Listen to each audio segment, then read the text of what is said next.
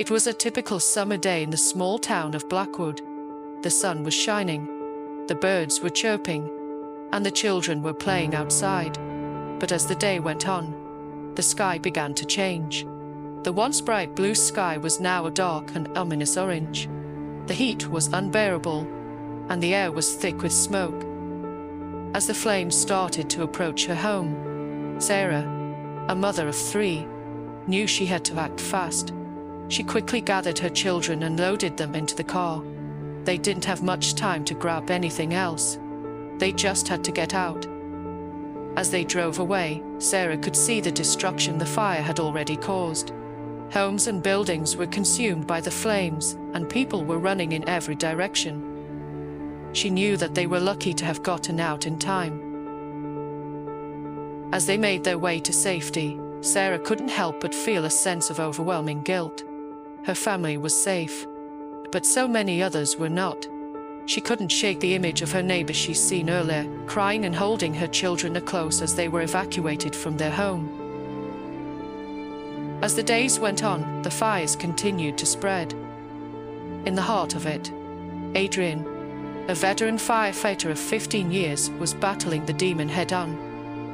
The heat was unbearable as I made my way through the bush, the flames licking at my heels.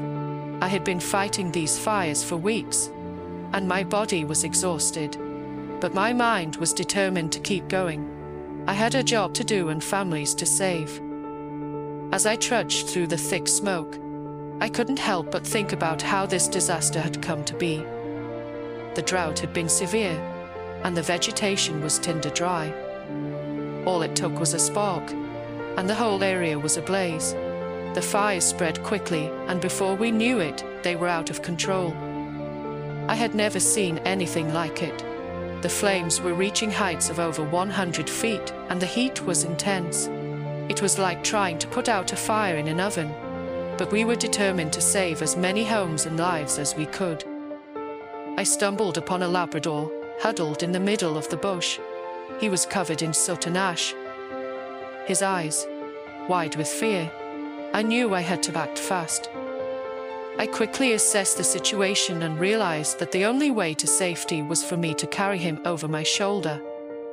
The journey was treacherous. The flames were closing in, and the heat was overwhelming, but I kept moving forward. I could feel his leg wrapped tightly around my neck, and I knew, if I faltered, we would be lost. Finally, we made it to safety, and I collapsed to the ground, exhausted, but victorious. He was safe, and that was all that mattered. As I lay there catching my breath, I couldn't help but think about the devastation that these bushfires had caused. The loss of homes, lives, and wildlife was staggering, but I also couldn't help but think about the incredible bravery and determination of the people I had worked alongside, the firefighters, the volunteers, and the families who had lost everything, but were still standing strong. I knew that the road to recovery would be long and difficult, but he also knew that the Australian spirit of resilience and determination would see us through. I stood up, shouldered my pack, and with one last glance at the charred landscape, turned and walked towards the road, ready to face whatever came next. Facts about the 2020 Australian bushfires. The bushfires started in September 2019 and lasted until March 2020. Over 18 million acres of land were burned. Over 3,000 homes were destroyed. 33 people died as a result of the bushfires. Over 1 billion animals were affected by the fires. The fires caused an estimated $4.4 billion in damages. The fires were caused by a combination of drought and high temperatures. The fires received international attention and aid.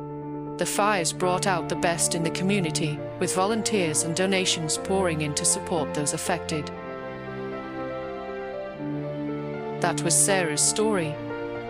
That was Adrian's story. Remembering the fallen, honoring the memories. Be sure to like and subscribe to the channel. Thanks for watching.